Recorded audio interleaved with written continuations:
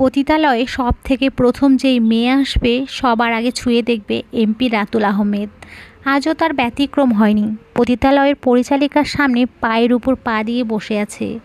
পরিচালিকা সামান্য মাথা নিচু করে বিনয়ের সুরে বলল, এই মেয়েটাকে মাত্রই এনেছি স্যার, এখনও পুরোপুরি মানিয়ে নেয়নি। এমপি রাতুল আহমেদ সিগারেটের ধোঁয়া ছেড়ে ঠোঁটের কোণে হাসি ফুটিয়ে বলল, তাই নাকি, দেখি কেমন মাল এনেছিস এবার। পরিচালিকা দ্রুত উঠে দাঁড়িয়ে বলল, এই দিকে স্যার। রাতুল আহমেদ তার সিগারেটটা অ্যাস্ট্রেতে চেপে নিভিয়ে ধীর পায়ে পরিচালিকার পেছনে হাঁটতে লাগলো। আশেপাশের অন্য মেয়েরা তাদের কাজ ফেলে এক ঝলক তাকিয়ে দেখল, তারপরে চোখ নামিয়ে নিল। এবারই নিয়ম সবাই জানে, নতুন মুখ মানেই বিশেষ আগ্রহের কেন্দ্রবিন্দু। পরিচালিকা একটি পুরনো কাঠের দরজার সামনে এসে থামল। দরজা ওপারে নিঃশব্দ কান্নার শব্দ শোনা যাচ্ছিল। সে আস্তে করে দরজাটা খুলল। ঘরের কোণে একটা চৌকির উপরে বসেছিল মেয়েটি। খুব বেশি হলে 15 বছর হবে। কি সুন্দর গায়ের রং, লম্বা রেশমি চুল, ডাগর ডাগর আঁখি, আঁখিজোড়া ভিজে আছে, ভয়ে জবুথুবু হয়ে বসে আছে। চৌকিটা কেঁপে উঠছে কান্নার ফলে। রাতুল দরজার ফ্রেমে দাঁড়িয়ে এক ঝলক দেখল। তার ঠোঁটের কোণে হাসি ফুটল, কিন্তু সেই হাসিতে কোনো উষ্ণতা ছিল না, ছিল শুধুই দখলদারিত্বের নেশা। ধীরে ধীরে ঘরের ভেতরে পা রাখল সে। মেয়েটি আরও কুঁকড়ে গেল, যেন দেয়ালের সঙ্গে মিশে যেতে চায়। তার নিঃশ্বাস দ্রুত হয়ে আসছিল। রাতুল হাত পকেটে ঢুকিয়ে অনায়াস ভঙ্গিতে বলল, নাম কি? মেয়েটি কোনো উত্তর দিল না। পরিচালিকা পাশে দাঁড়িয়ে বলল, স্যার এখনও খুব ভয় পাচ্ছে, আপনি একটু সময় দিলেই ঠিক হয়ে যাবে। রাতুল একটু বাঁকা হেসে বলল, ওকে আমি নিয়ে যেতে চাই আমার সাথে করে। পরিচালিকা বলল, স্যার এখান থেকে মেয়ে নেওয়া সম্ভব না। ক্ষিপ্ত নয়নে তাকিয়ে রাতুল বলল, জানো তো কার সাথে কথা বলছো? যেইটা বলছি সেইটাই করো, নয়তো তোমাদের এই পতিতালয় উঠিয়ে ফেলতে 1 সেকেন্ডও সময় নিব না। পরিচালিকা মাথা নিচু করল, কিন্তু মুখে কিছুই বলল না। তার হাত কাঁপছিল। এই এমপি রাতুল আহমেদের ক্ষমতা সে ভালো করেই জানে। একবার তার রাগ উঠে গেলে পুরো পতিতালয় মাটিতে মিশিয়ে দিতে পারে।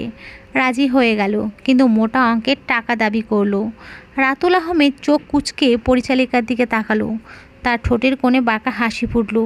রাতুল পকেট থেকে সিগারেট বের করলো, কিন্তু আগুন ধরানোর আগেই বিরক্ত হয়ে আবার রেখে দিল। এক মুহূর্ত চিন্তা করলো, তারপর গলায় খসখসে শোনালো, কত? পরিচালিকার চোখ চকচক করে উঠল। সে আঙুলের ইশারায় 1 মিলিয়নের মানে 10 লাখের সংকেত দিল। ঠিক আছে, কাল পেয়ে যাবে, এখন মেয়েটিকে আমার সাথে নিয়ে যাচ্ছি। বলেই মেয়েটির সামনে গিয়ে এক ঝটকায় কোলে তুলে নিয়ে বের হয়ে গেল। রাতুল মেয়েটিকে কোলে তুলে দ্রুত গাড়ির দিকে হাঁটতে লাগলো। মেয়েটি ছটপট করে উঠল, কিন্তু রাতুলের শক্ত হাতের বাঁধনে নিজেকে ছাড়িয়ে নিতে পারল না। আশেপাশের মেয়েরা নির্বাক হয়ে তাকিয়ে রইল, কিন্তু কেউ কিছু বলার সাহসও করল না। গাড়ির দরজা খুলে সে মেয়েটিকে সিটে বসিয়ে দিল, তারপর নিজেও পাশে বসলো। ড্রাইভার কিছু বলার আগেই রাতুল গম্ভীর স্বরে বলল, চলো বাড়ি। গাড়ি চলতে শুরু করলো। মেয়েটি ফুঁপিয়ে কাঁদছিল, কিন্তু তার চোখে একটা অদ্ভুত আতঙ্কের সঙ্গে সঙ্গে অজানা এক চিত্র তুলো সোফায় গায়ে বসেছিল। হাতে গ্লাস ভর্তি দামি মদ। তার সামনে তারই বেডে চুপচাপ বসে আছে মেয়েটি। সে ভয়ে কাঁপছিল, যা রাতুল খেয়াল করলো। নাম কি? কোনো উত্তর এলো না। রাতুল একটা ধমক দিয়ে জিজ্ঞেস করলো, নাম কি? রাতুলের ধমকে মেয়েটি ভয়ার্ত কণ্ঠে বলল, চৈতি। রাতুল মদের গ্লাসটা টেবিলে রেখে ধীর পায়ে চৈতির কাছে গিয়ে দাঁড়ালো। মেয়েটি ভয়ে আরও সংকুচিত হয়ে গেল, যেন নিজেকে আরও ছোট করে ফেলতে চাইছে। রাতুল একপাশে মাথা কাত করে চৈতির মুখের দিকে তাকালো, তারপর আলতোভাবে তার চিবুকটা ধরে উপরের দিকে তুলল। চৈতি যেন তার চোখে চোখ রাখতে বাধ্য হয়। তারপর গম্ভীর কণ্ঠে বলে উঠল, অনেক রাত হয়েছে, এইখানে চুপ করে শুয়ে পড়ো, কাল তোমার সব কথা শুনবো। চৈতি কোনো কথা না বলেই শুয়ে পড়ল। রাতুল সিগারেটের প্যাকেট থেকে একটা বের করে ঠোঁটে চেপে ধরল, তারপর লাইটার জ্বালিয়ে ধোয়ার কুণ্ডলি ছাড়তে ছাড়তে বেলকনিতে গিয়ে দাঁড়ালো। গভীর রাত, চারপাশ নিস্তব্ধ, শুধু দূরে কোথাও কয়েকটা কুকুরের ঘেউ ঘেউ শোনা যাচ্ছে। সে ঠান্ডা বাতাসে চোখ বন্ধ করে কিছুক্ষণ দাঁড়িয়ে রইল, তারপর নিচের দিকে তাকালো। বাংলোর বাগান অন্ধকারে ডুবে আছে, কিন্তু তার প্রশিক্ষিত চোখ কিছু একটা খুঁজে বের করার চেষ্টা করলো। হয়তো অভ্যাসবশত তার মাথার মধ্যে চৈতির ভয় ভরা মুখটা ভেসে উঠল। চৈতি, সে নিজেকে মনে মনে বলল, কি যেন আছে এই মেয়ের মধ্যে। রাতুল দরজার কাছে দাঁড়িয়ে কিছুক্ষণ চৈতির ঘুমন্ত মুখের দিকে তাকিয়ে রইল। নরম আলোয় তার মুখটা যেন আরও মায়াবী লাগছিল, এত শান্ত, এত নিষ্পাপ। কিন্তু তার চোখের গভীরে যে আগুন লুকিয়েছিল সেটা রাতুল ভুলতে পারছিল না। সে ধীর পায়ে এগিয়ে গিয়ে চৈতির মুখের কাছে ঝুঁকল, একটা দীর্ঘশ্বাস ফেলল, নেশা ধরানোর মতোই। রাতুল নিজেই নিজের মনকে বলল। তার হাত সামান্য বাড়িয়ে চৈতির চুল সরাতে গিয়ে দেখল একটা তিল। সে একটু ঝুঁকে তিলটাতে গভীর চুম্বন করল। রাতুলের ঠোঁট চৈতির তিল ছুঁতেই মেয়েটার শরীর কেঁপে উঠল। ঘুমের ভান করা চৈতি চোখ শক্ত করে বন্ধ করে রেখেছিল, কিন্তু এই অপ্রত্যাশিত স্পর্শে তার নিঃশ্বাস গতি হারালো। রাতুল মৃদু হাসল, তার ঠোঁটের কোণে এক ধরনের তৃপ্তির ছাপ ফুটে উঠল। রাতুল ধীরে ধীরে চৈতির পাশে শুয়ে তাকে শক্ত করে জড়িয়ে ধরল। চৈতির শরীর আরও কেঁপে উঠল। ঘুমন্ত চৈতির ঠোঁটটা নিজের ঠোঁটের সাথে মিশিয়ে দিল। বেশ কিছুক্ষণ পর ছেড়ে দিয়ে চৈতিকে ধরেই ঘুমের রাজ্যে চলে গেল। সকালের আলো জানালার পর্দা ভেদ করে ঘরে ছড়িয়ে পড়েছে। বাতাসে হালকা ঠান্ডা, জানালার বাইরে পাখির কিচিরমিচির শোনা যাচ্ছে। তবুও ঘরটার ভেতর একটা থমথমে পরিবেশ বিরাজ করছে। চৈতি ধীরে ধীরে চোখ খুলল। কিছুক্ষণ বোঝার চেষ্টা করলো সে কোথায় আছে। মাথাটা ভারী লাগছে, চোখ দুটো ফুলে আছে কান্নার কারণে। তারপর হঠাৎ করেই সব মনে পড়ে গেল। সে চট করে উঠে বসলো, চারপাশটা একবার চোখ বুলিয়ে দেখল। বিলাসবহুল শোবার ঘর, দামি পর্দা, কারুকাজ করা কাঠের আসবাব, আর একপাশে বিশাল একটা আয়না। এ যেন কোনো রাজপ্রাসাদ, কিন্তু চৈতির জন্য এই প্রাসাদ একটা খাঁচার চেয়ে কম কিচ্ছু না। সে ধীরে ধীরে উঠে দাঁড়ালো। তার গায়ে রাতের পাতলা একটা সাদা শাড়ি, যা হয়তো এই বাড়ির কোনো কাজের লোক পরিয়ে দিয়েছে। তার নিজের পোশাক কোথায় সেটাই জানে না। একটু কাঁপা কাঁপা হাতে দরজার হ্যান্ডেল ধরলো। খুলে দেখার চেষ্টা করতেই বুঝতে পারলো লক করা। তার বুক ধক করে উঠল। তাহলে কি সে সত্যিই বন্দি? আমি এখান থেকে বের হবই, সে মনে মনে প্রতিজ্ঞা করলো। তারপর জানালার দিকে এগিয়ে গেল, কিন্তু জানালার গ্রিল এতটাই শক্ত যে বাইরে বেরোনোর কোনো উপায় নেই। তার ঠিক সেই মুহূর্তেই দরজার বাইরে কারো পায়ের আওয়াজ পেল, টক টক টক। একজন পুরুষের ভারী পায়ের শব্দ। চৈতির নিঃশ্বাস আটকে গেল। দরজার লক খুলে গেল ক্লিক শব্দ করে, আর মুহূর্তের মধ্যেই দরজাটা খুলে গেল। দরজার ফ্রেমে দাঁড়িয়ে আছে রাতুল আহমেদ। তার হাতে এক কাপ চা, পরনে ঢিলে ঢালা সাদা পায়জামা আর সিল্কের শার্ট। চোখে ঠান্ডা দৃষ্টি, মুখে অদ্ভুত এক অভিব্যক্তি। চৈতি একদম দেয়ালের কাছে সরে গেল। রাতুল ধীরে ধীরে ঘরে ঢুকে দরজাটা নিজের পেছনে টেনে বন্ধ করলো। কেমন ঘুম হলো। চৈতি কোনো উত্তর দিল না। রাতুল সামনে এগিয়ে এসে হাতে থাকা চায়ের কাপটা টেবিলে রাখলো। একটা কথা জেনে রাখো, এই দরজাটা তোমার জন্য সব সময় খোলা থাকবে, যদি তুমি পালানোর চিন্তা না করো। চৈতি এবার মুখ তুলে তাকালো। আমাকে ছেড়ে দিন। রাতুল একগাল হেসে বলল, ছাড়তে তো আনিনি চৈতি। চৈতির চোখে পানি চলে এলো। রাতুল এবার একটু গম্ভীর হলো। তোমার কান্না দেখতে আমার ভালো লাগে না, বরং নরমভাবে বলছি, সকালে উঠে একটা গোসল করে নাও। ব্রেকফাস্ট রেডি আছে। চৈতি চুপচাপ দাঁড়িয়ে রইল। রাতুল একটু ঝুঁকে তার কানে ফিসফিস করে বলল, আর যদি গোসল না করো তাহলে কিন্তু আমাকেই তোমাকে গোসল করাতে হবে। চৈতির সারা শরীর কেঁপে উঠল। রাতুল একটা মুচকি হাসি দিয়ে সোজা হয়ে দাঁড়ালো। তারপর দরজা খুলে বাইরে চলে গেল। চৈতি শক্ত হয়ে দাঁড়িয়ে রইল। তার ভিতরটা এখন প্রচণ্ড ভয়ে জমে গেছে। চৈতি বিছানায় ভয়ে জবুথবু হয়ে বসে আছে। একটু পরে আবার আসলো। রাতুল চৈতিকে এইভাবে বসে থাকতে দেখে গম্ভীর কণ্ঠে বলল, কি ব্যাপার, এখনও শাওয়ার নিতে যাওনি কেন? নাকি তুমি চাইছো আমি নিজেই তোমাকে গোসল করিয়ে দেই? চৈতি ওর চোখের দিকে না তাকিয়ে বলল, আমার তো কোনো জামা নেই, পরবো কি? রাতুল কিছুক্ষণ চুপচাপ চৈতির দিকে তাকিয়ে রইল। তারপর তার ঠোঁটে একটানা হাসি ফুটে উঠল, কিন্তু সেটা কোনো সুখের হাসি ছিল না, বরং কিছুটা ঠান্ডা এবং কর্কশ। জামা, রাইট, সমস্যা নেই, ব্যবস্থা করছি বলে আলমারি খুলে ওর একটা শার্ট আর 3/4 প্যান্ট দিয়ে বলে, গো ফাস্ট। চৈতি ওয়াশরুমে ঢুকে দরজা ভেতর থেকে লক করলো। আয়নার সামনে দাঁড়িয়ে নিজেকে দেখল। বিধ্বস্ত চেহারা, ক্লান্ত চোখ, শুকিয়ে আসা ঠোঁট। ওর মাথার ভেতরে হাজারটা প্রশ্ন ঘুরপাক খাচ্ছে। পানির কল ছেড়ে দিল চৈতি। একটু ঠান্ডা পানি মুখে দিয়ে কিছুটা শান্ত হওয়ার চেষ্টা করলো। তারপরে শাওয়ারের নিচে দাঁড়িয়ে চোখ বন্ধ করলো। যত দ্রুত সম্ভব ফ্রেশ হয়ে বেরিয়ে এলো। শার্টটা ওর জন্য অনেক বড় আর 3/4টা প্রায় গোড়ালি পর্যন্ত নেমে এসেছে। রাতুল খাটে হেলান দিয়ে বসে আছে, হাতে একটা সিগারেট, ধোয়ার কুণ্ডুলি ধীরে ধীরে বাতাসে মিলিয়ে যাচ্ছে। চৈতিকে দেখে ঠোঁটের কোণে একপাশে হালকা হাসি ফুটে উঠল। তাড়াতাড়ি ফ্রেশ হয়ে নিলে গুড, কিন্তু পোশাকটা তো বেশ বড় হয়ে গেছে তোমার। চৈতি কিছুই বলল না, মাথা নিচু করে দাঁড়িয়ে রইল। রাতুল সিগারেটটা অ্যাশট্রেতে চাপা দিয়ে উঠে দাঁড়ালো, তারপর ধীরে ধীরে চৈতির দিকে এগিয়ে গেল। ওর ধুকপুকানি বেড়ে গেল, মনে হচ্ছিল এক মুহূর্তেই দম বন্ধ হয়ে যাবে। গম্ভীর কণ্ঠে বলল, বসো বেডের উপরে, একটু পর ব্রেকফাস্ট নিয়ে আসবে সার্ভেন্ট। চৈতি এক মুহূর্তে দাঁড়িয়ে থাকলো, তারপর ধীরে ধীরে বিছানার এক কোণে বসে পড়ল। তার ভেতরে এক ধরনের অস্বস্তি কাজ করছিল। রাতুলের এই অদ্ভুত আচরণ, ঠান্ডা দৃষ্টি, সব কিছু যেন কোনো গভীর রহস্যর ইঙ্গিত দিচ্ছে।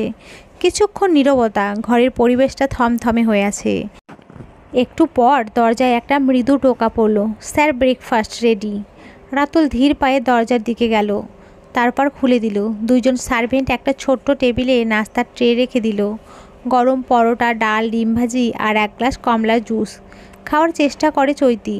তুমি দুর্বল হয়ে পড়লে কিন্তু আমার কোনো লাভ নেই। চৈতি একবার খাবারের দিকে তাকালো, তারপর চুপচাপ মুখ ফিরিয়ে নিল। রাতুল একটা দীর্ঘশ্বাস ফেলে বলল, না খেলে কিন্তু জোর করতে হবে, আমি সেটা পছন্দ করব না, কিন্তু তুমি আমাকে বাধ্য করছো। চৈতি ভয়ে কাঁপা কাঁপা হাতে একটু খাবার তুলে নিয়ে মুখে দিল। রাতুলও বসে খাবার খেতে খেতে বলল, যা যা বলবো তার ঠিক ঠিক উত্তর দিবা। চৈতি এক পলক রাতুলের দিকে তাকালো, তাকাতেই রাতুল জিজ্ঞেস করলো, তোমাকে তো ভদ্র পরিবারের মেয়েই মনে হচ্ছে, তাহলে ওই রকম একটা জায়গায় পৌঁছলে কী করে? চৈতির শরীরটা কেঁপে উঠল। এই প্রশ্নের জন্য সে প্রস্তুত ছিল না। হাতের লোকমাটা মাঝপথেই থেমে গেল। রাতুল চোখ সরু করে তার প্রতিটি অভিব্যক্তি খেয়াল করছিল। কি হলো, উত্তর দাও। তুমি ওই রকম একটা জায়গায় কি করছিলে? চৈতি মুখ নিচু করে ফেলল, তার কণ্ঠ কাঁপছিল, কিন্তু সে নিজেকে সামলানোর চেষ্টা করলো। আমি আমি নিজেও জানি না। বাবা মা নেই, চাচা চাচির কাছে মানুষ, ক্লাস 10-এ পড়ি, চাচা চাচির অভাবের সংসার। আমাদের গ্রামের এক খালা বলেছিল গ্রাম থেকে নিয়ে সে শহরে কাজ দেবে, আর তাতে বেশ টাকা পাবো। চাচি রাজি হয়ে ওই খালার সাথে আমাকে পাঠায়। মাঝ রাস্তায় একটু পানি দেয় খাওয়ার জন্য, আমিও সেইটা খেয়ে নেই। পরে যখন উঠি দেখি ওখানে আমি। রাতুল চুপচাপ দাঁড়িয়ে শুনছিল। চৈতির কণ্ঠ কাঁপছিল, চোখে ভয় আর বিভ্রান্তির ছাপ স্পষ্ট ছিল। মানে তোমাকে টাকার বিনিময়ে বিক্রি করে দিয়েছে? চৈতি মাথা নিচু করে আস্তে আস্তে বলল, হয়তো, আমি জানি না। তবে যখন জ্ঞান ফিরল তখন নিজেকে ওই ভয়ঙ্কর জায়গায় পেয়েছিলাম, চারপাশে অপরিচিত লোক। আমি পালানোর চেষ্টা করেছিলাম, কিন্তু সে থেমে গেল। মনে পড়তেই শরীর কেঁপে উঠল। রাতুল এবার গভীর দৃষ্টিতে তার দিকে তাকালো, তারপর চৈতি মুখে হাত দিয়ে নিজের ভীত শ্বাসগুলো সামলানোর চেষ্টা করলো। একজন লোক আমাকে ধরে রেখেছিল। আমি বোঝার চেষ্টা করছিলাম তারা আমাকে কোথায় এনেছে, কিন্তু তারা কিচ্ছু বলছিল না, শুধু হাসছিল। আমি চিৎকার করেছিলাম, কাঁদছিলাম, কিন্তু কেউ সাহায্য করেনি। তার কণ্ঠ ক্রমেই ফেটে যাচ্ছিল। রাতুলের মুখ কঠিন হয়ে গেল। তারপর আমি সেখানে গিয়ে তোমাকে বের করে এনেছি, ঠিক? চৈতি মাথা নাড়ালো। রাতুল এবার ধীর পায়ে তার সামনে এসে দাঁড়ালো, তারপর বলল, ওকে ফাইন, ভুলে যাও সব কিছু। চৈতি অবাক হয়ে রাতুলের দিকে তাকালো, তবে চৈতি কিছুই বলল না, তার মন ভয়ে জমে যাচ্ছিল। রাতুল এবার চেয়ারে বসে এক হাত দিয়ে কপাল টিপল, যেন কোনো কঠিন ভাবনার মধ্যে আছে। তোমার চাচা চাচি কি জানতো কোথায় পাঠাচ্ছে তোমাকে? চৈতি ধীরে মাথা নাড়ল, না, আমি নিশ্চিত ওরা জানতো না। যদি জানতো তাহলে কখনো আমাকে পাঠাতো না। রাতুল হেসে ফেলল, কিন্তু সেই হাসিতে তাচ্ছিল্য ঝরছিল। সবাই সবসময় সরলভাবে বিশ্বাস করে না, কেউ কেউ স্বার্থপরও হয়। চৈতি চুপচাপ বসে রইল, তারপর প্রশ্নের পান রাতুলের দিকে ছুঁড়ে মেরে জিজ্ঞেস করলো, আপনি ওই রকম একটা জায়গাতে কী করছিলেন? রাতুল একটু হাসলো, তারপর বলল, নেতা মানুষ তো, চরিত্রের একটু আধটু দোষ আছে, তবে আজকের পর ওই জায়গাতে আর যাব না। চৈতি আবার জিজ্ঞেস করলো, কেন? রাতুলের কণ্ঠ এবার কঠিন। সে কঠিন কণ্ঠে বলে উঠল, তোমার বয়স কম, তুমি বুঝবে না। তোমাকে আমি টাকা দিয়ে কিনে নিয়েছি, বাড়িতে আর ফিরতে পারবে না। আমার খাঁচায় বন্দি থাকতে হবে তোমাকে। তোমাকে স্কুলে ভর্তি করিয়ে দিব, সমস্যা নেই। চৈতি এক মুহূর্ত চুপ থাকলো। রাতুলের কথা তার ভেতরটা ঠান্ডা হয়ে যাওয়ার মতো একটা অস্বস্তির সৃষ্টি করলো। রাতুল এবার এক পা এগিয়ে ধীর গলায় বলল, তুমি একদিন বুঝবে এই খাঁচায় তোমার সবচেয়ে নিরাপদ জায়গা। বাই দ্য ওয়ে, আমি এখন বের হচ্ছি। এই রুমেই থাকো, রুম থেকে বের হবে না। নিচে কাজেই লোক আছে, কিছু লাগলে ডেকে নিও। আর পালানোর চেষ্টা করো না, বাড়িতে কিন্তু বডিগার্ডে ভর্তি। তুমি কিন্তু যেই সেই বাড়িতে আসোনি, এসেছো এমপির বাড়িতে। রাতুল রুমের দরজায় দাঁড়িয়ে থাকতে থাকতে চৈতির দিকে একটুও সাড়া না দিয়ে চলে গেল। আর পেছনের দরজা একেবারে ধীরে ধীরে বন্ধ হয়ে গেল। চৈতি একটু থেমে সারা ঘরটা আবার একবার দেখে নিল। তার ভেতরে এখন ভয় আর বিভ্রান্তির এক জগৎ গড়ে উঠেছিল।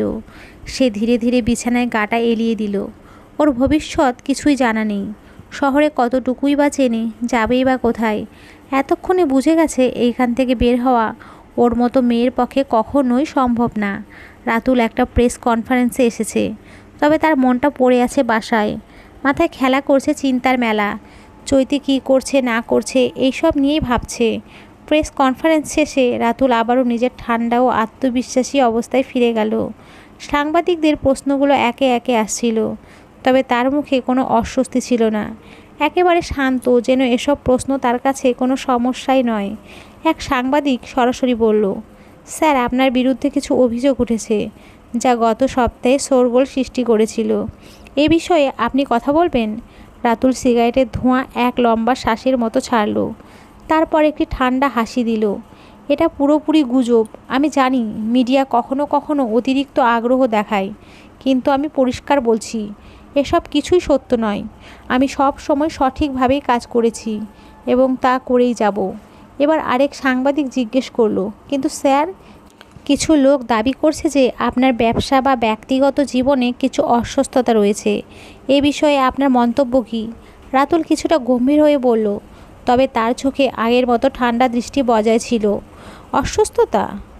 আমি জানি, আমি সব কিছুই খোলামেলা ও সঠিকভাবে করি। মিডিয়া কখনো কখনো ব্যক্তিগত জীবনের দিকে অতিরিক্ত মনোযোগ দেয়, কিন্তু আমি তাদেরকে বলবো তারা নিজেদের কাজেই থাকুক। এবার এক সাংবাদিক সরাসরি প্রশ্ন করলো, আপনি কি সত্যিই কারোর সঙ্গে এমন কিছু করেছেন যা আপনার বিরুদ্ধে গুঞ্জন সৃষ্টি করেছে? এই অভিযোগের কি কোনো সত্যতা রয়েছে? এই প্রশ্নে রাতুল এক মুহূর্তের জন্য কিছুটা থেমে গেল। তারপর ঠোঁটে মৃদু হাসি ফুটিয়ে বলল, এগুলো সম্পূর্ণ মিথ্যা। আমার বিরুদ্ধে যে সমস্ত অভিযোগ উঠেছে সেগুলো ভিত্তিহীন। মিডিয়া কখনো কখনো কল্পনার সীমানা অতিক্রম করে। সাংবাদিকরা একে একে বিভিন্ন প্রশ্ন করলেও রাতুল একে একে সব কিছু উপেক্ষা করলো, যেন তার উপরে এসব কোনো প্রভাবই ফেলতে পারে না। সে শেষ পর্যন্ত বলল, এতটুকুই। আমি চাই আজকের পর আর এসব প্রশ্ন না করা হোক। আমি আমার পথ অনুসরণ করব এবং আপনি সবাই আপনার কাজ করেন। এ কথার পর ঘরে নীরবতা বিরাজ করল। রাতুল সিগারেটের শেষ টানটি নিয়ে ঘর থেকে বের হওয়ার প্রস্তুতি নিল। গম্ভীর কণ্ঠে সে বলল, আশা করি আর কোনো প্রশ্ন নেই। আমি এখন উঠছি। তারপর কোনো রকমের দৃষ্টি না দিয়ে সে তার অ্যাসিস্ট্যান্টকে সঙ্গে নিয়ে প্রেস কনফারেন্স কক্ষ থেকে বেরিয়ে গেল। গাড়িতে বসে রাতুল তার অ্যাসিস্ট্যান্টকে নির্দেশ দিল, ভালো করে খবর নিন তো আসিফ, আমার পিছনে কারা কারা লোক লাগিয়েছে। অ্যাসিস্ট্যান্ট কিছুটা চিন্তিত দৃষ্টিতে রাতুলের দিকে তাকিয়ে বলল, ঠিক আছে স্যার, আমি দ্রুত খোঁজ নিয়ে রিপোর্ট করব। Very good. আর ওই সমস্যাটা তোরা মিটিয়ে নিস। আমি এখন বাসায় যাব। আর একটা কথা, কাক পক্ষীও যেন টের না পায় চৈতি নামক মেয়েটি আমার কাছে আছে। আমি চাই না ওকে এইসব জড়াতে।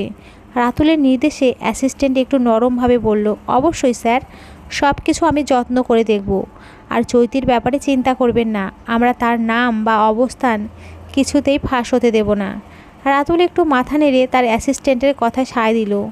গাড়ি যখন রাতুলের বাড়ির দিকে এগিয়ে চলছিল, তার মনে আরও কিছু প্রশ্ন ছিল। গুঞ্জনগুলি কোথা থেকে আসছে? কিভাবে সব কিছু সামলানো যাবে? কিন্তু এখন তার একমাত্র লক্ষ্য ছিল চৈতির নিরাপত্তা এবং এই পরিস্থিতি থেকে বেরিয়ে আসা। গাড়িটি ধীরে ধীরে থেমে গেল রাতুলের বাড়ির সামনে। সেখানে তার গেট উন্মুক্ত ছিল। গেটের পাশ দিয়ে কয়েকটি লম্বা লাইটের ঝলকানি ছিল, তবে বাড়ির ভিতরে গভীর নীরবতা। গাড়ি থামতেই রাতুল তার অ্যাসিস্ট্যান্টকে সংকেত দিল চলে যেতে। অ্যাসিস্ট্যান্ট মাথা নেড়ে সম্মতি জানিয়ে গাড়ি থেকে নেমে গেল। রাতুল একা দাঁড়িয়ে কিছুক্ষণ বাড়ির দিকে তাকালো। হালকা শীতল বাতাস তার মুখে এসে লাগছিল। কিন্তু তার মনের মধ্যে তীব্র উত্তেজনা এবং চিন্তা গোপন ছিল। সে বাড়ির দিকে পা বাড়ালো। গেট পার হয়ে সিকিউরিটি গার্ডকে দেখল যে তাকে দেখে নীরবে মাথা নিচু করে স্যালুট করলো। রাতুল কোনো কিছু না বলে চুপচাপ ভিতরে চলে গেল। বাড়ির ভিতরে ঢুকে সে সোজা নিজের রুমে গেল। নিজের রুমে গিয়ে দেখলো চৈতি ঘুমিয়ে আছে। একটা দীর্ঘশ্বাস ফেলে সে লম্বা শাওয়ার নিতে গেল। লম্বা শাওয়ার নিয়ে বের হয়ে বেডে তাকিয়ে থমকে গেল। রাতুল, চৈতি ঘুমিয়ে আছে, চোখ মুখে উপচে পড়া কি মায়া। এই মুখটা দেখে রাতুলের পাষণ্ড বুকটা থেকে কেমন কম্পন সৃষ্টি হলো। সে এক পা দুপা করে চৈতির দিকে এগিয়ে গিয়ে ঘুমন্ত চৈতির উপরে ঝুঁকে তারপর এক দৃষ্টিতে তাকিয়ে আছে। চৈতির নিঃশব্দ শ্বাস প্রশ্বাস তার কাছে এক অদ্ভুত মাধুরী হয়ে প্রতিধ্বনিত হচ্ছিল। সে অজান্তেই চৈতির পাশে গিয়ে দাঁড়ালো। তার চোখে কিছু একটা ছিল, এক ধরনের অতৃপ্তি, এক ধরনের অজানা আকর্ষণ যা সে কখনো অনুভব করেনি। ঘুমের মধ্যে চৈতির অস্বস্তি বোধ হচ্ছে। মনে হচ্ছে কেউ তাকে গভীরভাবে পর্যবেক্ষণ করছে। তীব্র অস্বস্তি নিয়ে চৈতির চোখ খুলে রাতুলকে এত কাছে দেখে অবিশ্বাস্যভাবে ভয়ে তার হৃৎস্পন্দন বাড়তে থাকে এবং এক মুহূর্তে চৈতি চিৎকার দিয়ে ওঠে কাঁপা কাঁপা গলায়। জিজ্ঞেস করে, আপনি আমার সাথে কি করতে চেয়েছেন? ছুবেন না আপনার অপবিত্র হাত দিয়ে আমাকে। তার কণ্ঠে আতঙ্ক এবং ঘৃণার মিশ্রণ ছিল। চৈতির এ কথায় রাতুলের মুখে ক্রোধের ছাপ স্পষ্ট হয়ে ওঠে। তার চোখে রাগের আগুন জ্বলতে থাকে এবং এক ঝটকায় চৈতির গাল ধরে চেপে বলতে থাকে, কেন, আমি ছুঁয়ে দিলে কি তোর গায়ে ফোসকা পড়বে? তার কণ্ঠে ছিল তীব্র রাগ ও অবজ্ঞা, যেন চৈতির প্রতি তার অনুভূতি সম্পূর্ণ বদলে গেছে। চৈতি অনেক কষ্টে বলল, আপনার এই হাতে ছুলে আমার গায়ে ফোসকা পড়বে কিনা জানি না, তবে আমি অপবিত্র হয়ে যাব। যে হাতে হাজারো নারীর স্পর্শ লেগে আছে, সেই হাত আমি চাই না আমাকে ধরুক। এমন পরিস্থিতির চেয়ে আমার মৃত্যুই শ্রেয়। রাতুল চৈতির কথায় আবারও রেগে গেল। রেগে গিয়ে চৈতির চুলগুলো মুষ্টিবদ্ধ করে বলল, খুব শখ তোর মরার, তাই না? আজ তোকে তোর মৃত্যুই দেখব। আর বাকি রইল স্পর্শ, তাহলে একবার না 1000 বার তোকে আমার স্পর্শ সহ্য করতে হবে। ব্যথায় চোখ মুখ খিচে বন্ধ করে আছে চৈতি। ঠোঁট দুটো কম্পিত হচ্ছে। রাতুল চৈতির ঠোঁটে ঠোঁট রাখল। তখন চৈতির পুরো শরীরটা আতঙ্কে কেঁপে উঠল। এক মুহূর্তের জন্য যেন তার শরীর অবশ হয়ে গেল। চৈতি হঠাৎই হাতের সমস্ত জোর একত্র করে রাতুলকে ধাক্কা দিল, কিন্তু এক চুলও নাড়াতে পারল না। এতে রাতুলের কোনো হেরফের নাই। রাতুল তার মতো চৈতির ঠোঁটের সুধা পান করতে ব্যস্ত। ঠোঁট ছাড়া পেতে চৈতি হাঁ করে শ্বাস নেয়, কিন্তু চৈতিকে সে একটুও টাইম না দিয়ে সে চৈতির চুলের মুঠি ধরে টানতে টানতে তাকে সিঁড়ির নিচে নিয়ে চলে যায়। সিঁড়ির নিচে কোনো এক অন্ধকারের কোণায় এক এক পা পেরিয়ে একটা পুরনো মুগুর ভরানো রুমে নিয়ে আসে। দেয়ালে আঁকা কিছু পুরনো শিলালিপি আর কোলাহলহীন বাতাস যেখানে ছড়িয়েছিল রুমের ভেতর, ছিল এক অদ্ভুত নিস্তব্ধতা। চৈতি নিজের ভেতরে এক অস্থিরতা অনুভব করে। তার সমস্ত দেহ যেন ঠান্ডা হয়ে যাচ্ছিল, কিন্তু তারপরেও সে অবাক ছিল এই অসীম অন্ধকারে, এই ভয়ঙ্কর জায়গায়। রাতুল দেয়ালের পাশে রাখা একটি টাঙানো থেকে একটি মশাল তুলে নেয়। সে এক হাতে ম্যাচের প্যাকেট থেকে একটি ম্যাচ বের করে। ম্যাচের আগুনের আলোর নিচে তার চোখের আগুন আরও উজ্জ্বল হয়ে ওঠে। রুমটি ছিল এক ভয়ঙ্কর স্থান, যেন সময় সেখানে থেমে গিয়েছিল। দেয়ালের কোনায় কোনায় অন্ধকারের একটি তীব্র আবেশ ভর করেছিল, যেন এখানকার বাতাসও এক নিঃশ্বাসে আটকে আছে। মেঝে ছিল পুরনো পাথরের, যেগুলোর মধ্যে ভেঙে যাওয়ার চিহ্ন স্পষ্ট। পাথরের মাঝে ঘুরে বেড়ানো অদ্ভুত চিহ্নগুলো যেন 1000 বছরের পুরনো কোনো গল্প বলছিল। এক পাশে একটি বড় স্লেটের দরজা ছিল, তবে তাতে লাল রঙের শিকল পেঁচানো ছিল, যেন কোনো কিছু আটকানোর জন্য সেই দরজা বন্ধ করা হয়েছিল। সেই শিকল ছিল যেন এই রুমের ইতিহাসের অংশ। শাস্তির বন্দিশার এবং ভয়াবহতার রুমের মধ্যে অদ্ভুত একটা ঠান্ডা গাঢ় গন্ধ ভেসেছিল, যেন দীর্ঘদিন ধরে এখনও কোনো প্রাণী প্রবাহিত হয়নি। আর বাতাসে ভিজে যাওয়া কাঠের গন্ধ মিশে গিয়েছিল। সেই গন্ধ ছিল পুরনো পাথর, মরিচা এবং নির্জীবতার এক অদ্ভুত সমাহার, যা মনে হতো এখানে থাকা সব কিছু সময়ের সঙ্গে হারিয়ে গেছে আর এখন শুধু নিঃশব্দ অবসান। রুম দেখে চৈতি ভয়ে কুঁকড়ে গেল। রাতুল বাঁকা হেসে চৈতির চুলের মুঠি ধরে মেঝেতে ফেলে বলল, আমার বাপ চাচারা একটা সময় জমিদার ছিল, তাদের বানানো এই ঘর। আমি বাড়ি ঘরে ঠিক করলেও এই রুমটি আমি ঠিক করি নাই। যেমন ছিল তেমনি আছে। ভাগ্যিস করিনি, এই জন্যই তো কাজে লাগলো। এখানে মানুষ আটকে রাখতো, বিশেষ করে মেয়েদের। আজ এই 2025 সালে তোকে আমি আটকালাম। তুই মৃত্যু চেয়েছিলি না? আজ তোকে ফিল করাবো মৃত্যু কথাটা ভয়ঙ্কর। থাক, তুই আটকা। এইখানে 2 ঘন্টা আটকে থাকলেই বুঝবি মৃত্যু শব্দটা উচ্চারণ করা যতটা সহজ, মৃত্যুটা ঠিক কতটা কঠিন। নে, উপভোগ কর। জ্বলন্ত মশালটা দেওয়ালে টাঙিয়ে রেখে তারপর সে চলে গেল। পাষাণ্ড বুকটাতে একটুও মায়া হলো। চৈতি নামক এইটুকু মেয়েটা কিভাবে 2 ঘন্টা পড়ে থাকবে এই রুমে। হাঁটু ভাঁজ করে তার উপরে মাথাটা রেখে জড়সড় হয়ে বসে আছে, আর কিছুক্ষণ পরপর কান্না করছে। রাতুল রুমে প্রবেশ করলো। তার হাতে একটি বিয়ারের বোতল। সে বোতলটির ক্যাপ খুলে দ্রুত গলায় ঢেলে দিল, আর কিছুক্ষণ পরপর তৃষ্ণা মেটাতে আবার কপ কপ করে পান করছিল। রুমের ভিতরে তখন এক অদ্ভুত নীরবতা ছিল। কেবল বোতলের শীষ আর রাতুলের গলার্ধকরণের শব্দ ভেসে আসছিল। সে ল্যাপটপের দিকে তাকিয়েছিল এক দৃষ্টিতে। সেইখানে দেখা যাচ্ছে চৈতি হাঁটু ভাঁজ করে তার উপরে মাথা দিয়ে বসে আছে। কান্নার ফলে সে কেঁপে উঠছে। পাষাণ্ড বুকটা কেমন মোচড় দিয়ে উঠল চৈতির এমন বিধ্বস্ত রূপ দেখে। যেন কোনো এক গভীর অনুভূতি থেকে তার অন্তর শীতল হয়ে গিয়েছিল। চৈতির কষ্টের দৃশ্য তাকে এক অদ্ভুত অনুরাগের দিকে ঠেলে দিচ্ছিল, অথচ সেই অনুভূতি তার নিজের কাছে একেবারেই অস্বাভাবিক ছিল। রাতুল নিজেকে একে একে হারিয়ে যেতে দেখছিল, কিন্তু সে বুঝতে পারছিল না কেন তার মনে এমন অস্থিরতার সৃষ্টি হচ্ছে। কিছুক্ষণ চুপচাপ বসে থেকে বিয়ারের বোতলটি আবার তুলে নিয়ে এক টান দিয়ে পান করে। চৈতি তখনও কাঁপছিল এবং তার সমস্ত শরীর থেকে আতঙ্কে স্পষ্টভাবে প্রতিটি শ্বাসে ছড়িয়ে পড়ছিল। অতিরিক্ত ভয় আর আতঙ্কে চৈতি চেতনা হারিয়ে ফেলে, ঢলে পড়ল অন্ধকার মেঝেতে। রাতুল বিয়ারের বোতলটা রেখে ছুটে গেল সেই গুপ্ত কোঠরিতে। কোলে তুলে নিয়ে সে গুপ্ত কোঠরি থেকে বের হয়ে নিজের রুমে নিয়ে এসে চৈতিকে শুইয়ে দিল। রাতুল কিছুক্ষণ চৈতির নিথর মুখের দিকে তাকিয়ে রইল। তার মুখ ফ্যাকাশে হয়ে গেছে, চোখের নিচের ক্লান্তির ছাপ। ভেজা চোখের পাতাগুলো বন্ধ হয়ে আছে।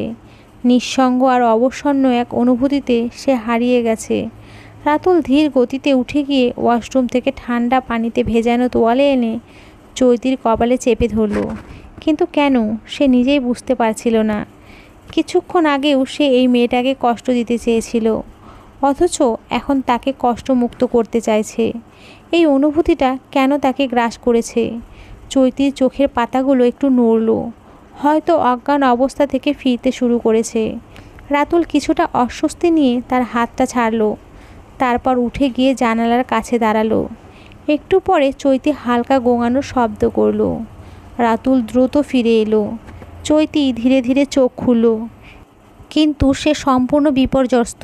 তার চোখের দৃষ্টি ঝাপসা, শরীর কাঁপছে। আপনি এইখানে আমাকে আনলেন কেন? চৈতির গলাটা ভাঙা, দুর্বল। রাতুল কিছুক্ষণ চুপচাপ তাকিয়ে থাকলো, তারপর গম্ভীর কণ্ঠে বলল, তুই অজ্ঞান হয়ে গিয়েছিলি। চৈতি ধীরে ধীরে উঠে বসার চেষ্টা করলো, কিন্তু মাথা ঘুরে আবার বিছানায় পড়ে গেল। দুজনেই চুপ ছিল, কিন্তু সেই নীরবতার মধ্যেই একটা অদ্ভুত টান যেন ধীরে ধীরে তৈরি হচ্ছিল। একটা অজানা অবাক্ত অনুভূতি, যা রাতুল নিজেও বোঝার চেষ্টা করছিল। একটু পর দরজায় নক হলো। রাতুল ভ্রুজোড়া কুঁচকে ফেলল। হঠাৎ আবার তার রুমে কে আসলো? রাতুল দরজাটা খুলে দেখলো একটা সার্ভেন্ট এসে দাঁড়িয়ে আছে। স্যার, নিচে 2 জন লোক আপনার সাথে দেখা করতে এসেছে। রাতুল সামান্য বিরক্ত নিয়েই তাকালো, তারপর বলে উঠল, তাদের একটু অপেক্ষা করতে বলো। কথাটি বলেই দরজাটা হালকা চাপিয়ে বেডের দিকে নজর দিল। হৃদয়ে প্রশান্তি অনুভব হলো। মনে হলো পৃথিবীর সব মায়া তার এই বিছানা জুড়ে বিরাজ করছে। চৈতির কাছে এসে ভালো করে কম্বলটা জড়িয়ে দিয়ে তারপর সে রুম থেকে বের হয়ে দরজাটা ভালো করে নিচে গেল। নিচে গিয়ে দেখলো তার সব থেকে বড় 2 শত্রু তার বাসায়। সবেমাত্র প্রেস কনফারেন্স সেরে এসেছে। এর মধ্যে ওদের ঝামেলা মেজাজটায় তিরিক্ষ হয়ে আছে। রাতুল গম্ভীর কণ্ঠে বলল, আপনারা এখানে কি চান? আমার বাড়িতে আসতে আপনাদের ভয় করলো না? মনে হলো না আমি আপনাদের মেরে ফেলতে পারি? তার প্রতিটি শব্দ যেন তীক্ষ্ণ তরবারির মতো আঘাত করছে।